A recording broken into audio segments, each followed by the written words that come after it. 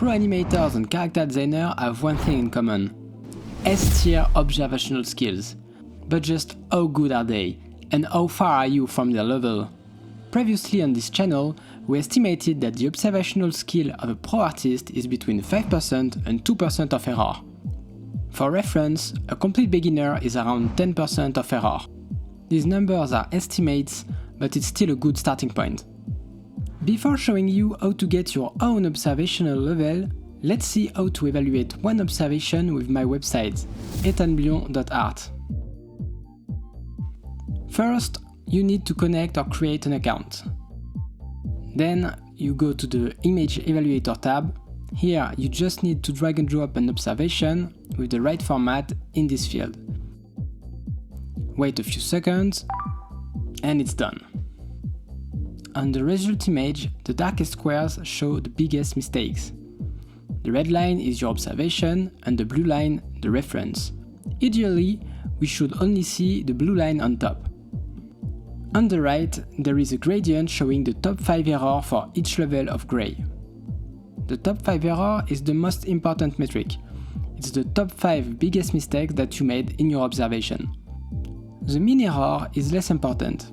It's basically the average error for all the parts of the drawing, and at the moment there is no real use for this metric.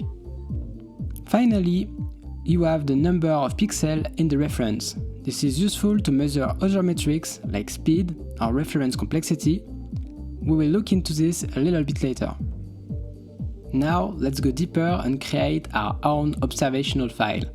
First, download the empty template from this link and open it in your drawing software. There is only 3 rules to make it work. Don't change the size of the canvas, only what's inside the 2 squares will be analyzed. Use a black pixel brush with sharp pixels, and make sure the reference is on the left and the observation is on the right. For the reference, you can draw your own random lines, or you can put a clean line drawing, but make sure that there is no gray pixel that will mess up the evaluation.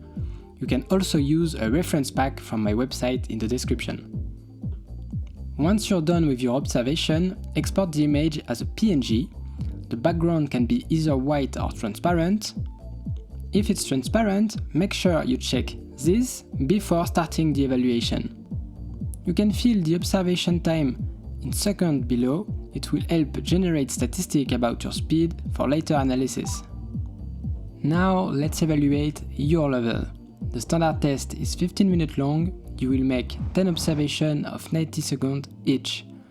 Make sure that you made at least one observation with the observation tool before taking the test.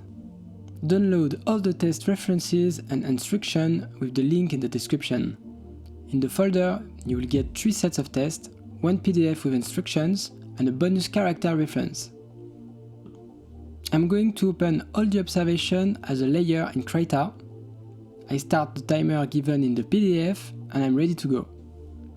I will have a few seconds between each observation to change the reference. While I'm taking the test, let me read you the 5 rules you need to follow to get accurate results. 1. Don't do a set more than once every 2 weeks. This is important to prevent yourself from getting used to a reference and doing the test from memory instead of observation. 2. Use the timer in the PDF. 3. Draw with a black 2-pixel brush. Make sure the pixels are sharp. 4. Don't look too much at the reference before you start the test. And 5. At the end, don't forget to set the observation time to 90 seconds on the website. Once the timer is over, it's time to export all your layers. In Krita, you can do it in 2, script and export layers, but this is something that you can find in most softwares. Now, let's go back to ethanblion.art, go to the Batch Image Evaluator tab and drag and drop your images. Set 90 seconds for the duration and start the batch evaluation. It will take at least 20 seconds, but it can be a little bit more. Good, now let's take a look at the results. For a batch evaluation, we have more results than the regular one. For example, the histogram. Each bar will tell you how many observations you made with that score. Here I made most of my observation close to 3 or 4% of error, and I can see that I made one really bad observation at 8% of error. To be fair, it was the first drawing and it looked like I needed a little warm-up. The most important result is the average top 5 error. On the other hand, we have speed, which is the number of pixels per second that you drew.